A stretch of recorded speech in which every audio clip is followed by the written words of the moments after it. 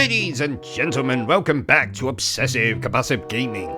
I am the Obsessive Compulsive Gamer. And I am Bertram. And I am Professor Charles Waldman. And this is our review for Spider-Man. So dear viewers, Spider-Man originally released in 2002.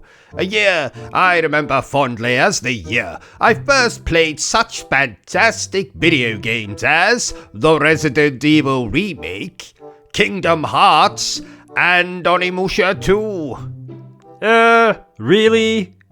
Yes, really? No, I meant, really? You're wearing my Spider-Man pajamas? Ha! I think you'll find these are my pajamas, Bertram. Look at the label. What the hell is the point in me looking at the... Oh, these pajamas belong to Bertram Butler. Ah, my mistake. Well, unless you want me to take them off and do this review in the nude, then I suggest we move past that, Bertram. Actually, I wouldn't mind seeing you in the... Shut up, Professor. Anyway, we are not here to talk about any of that. We are here to discuss Spider-Man. And just like that beautiful bearded bastard Barry Burton, you're probably wondering...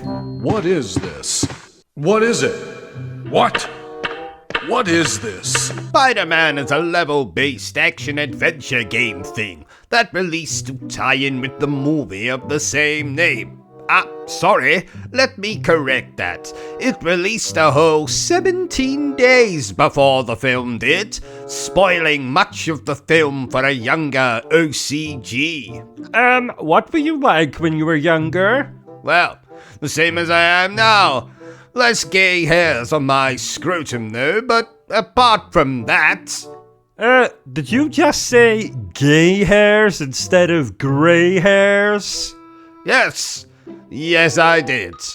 Don't you think you should go back and, I don't know, re-record that? Nah. Anyway, in this game we play as, you guessed it, Spider-Man, as he contends with the villainous Green Goblin, or some such nonsense. Ho ho ho, Green Goblin! That's Green Giant, you idiot! Oh. So, let's remove this movie tie-in video game the only way I know how. Badly. Did you just say remove instead of saying review? Yes, I did. Again, do you not want to go back and re-record that? Nah. Let's start with what I liked about Spider-Man. Oh, speaking of things I like it when you subscribe to the channel. So do that, dear viewer. Doing so will allow me to live out my lifelong dream of having 1,145 subscribers. The first thing I simply must commend Spider-Man for is not only letting us play through most of the events from the movie, from hunting down Uncle Ben's killer to kicking the shit out of the Green Goblin, but the game also expands the movie's story by featuring other famous Spider-Man villains like Shocker, Vulture, and Scorpion. Get over here! Not that, Scorpion. Oh, that means that the game features quite a few boss fights, and that makes me happier than a pervert on a nudist beach. And a few of these boss fights take place in the air, which is admittedly janky, but fun nonetheless. In fact, the gameplay is not bad overall, swinging around the city. When the level takes place in the city, of course. Remember, this isn't an open world Spider-Man game. Repairing things that Green Goblin damages, rescuing hostages. There's even a stealth sequence or three, which does break up the gameplay somewhat. Oh, and of course, can't forget that you'll also be kicking the stuffing out of enemies. The game also features the voice talents of the wonderful Tobey Maguire, Willem Dafoe, and even Bruce Campbell. Oh, groovy. Yes, very. There's also a few FMV sequences which, while dated, still look nice. Kind of. Sort of. I guess that leads us on to discussing what I didn't like so much about Spider-Man.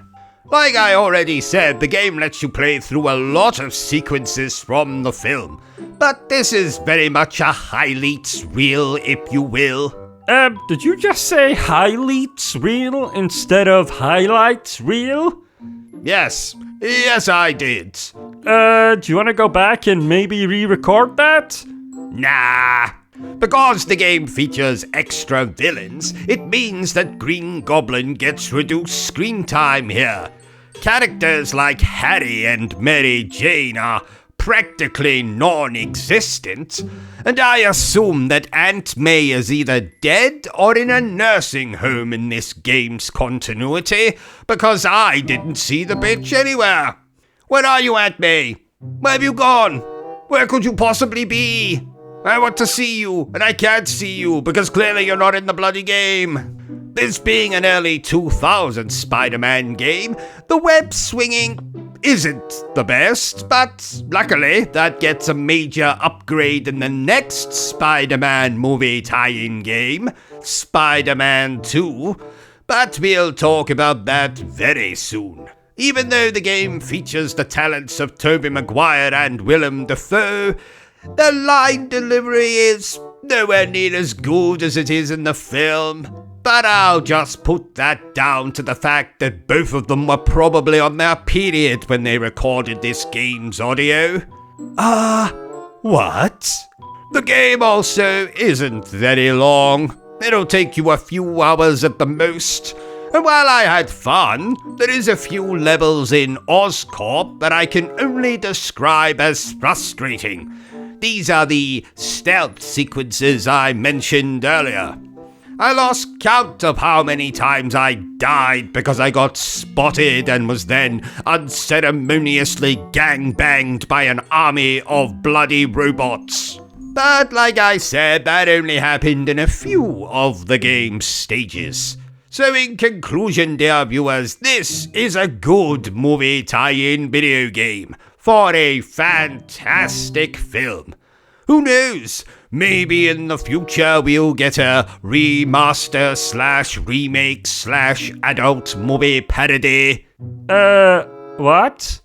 Therefore, I declare that Spider-Man is very good. So there you have it, ladies and gentlemen, my review for Spider-Man. If you enjoyed this little review of mine, don't forget to give me a thumbs up. If you haven't enjoyed it, well then, feel free to give me a thumbs down. But please remember the single most important thing I always tell you, dear viewer, and that is to always stay obsessed with gaming. Say goodbye, Bertram. Goodbye, Bertram. Say goodbye, Professor. Yes, goodbye, Professor. Are you still here? Oh.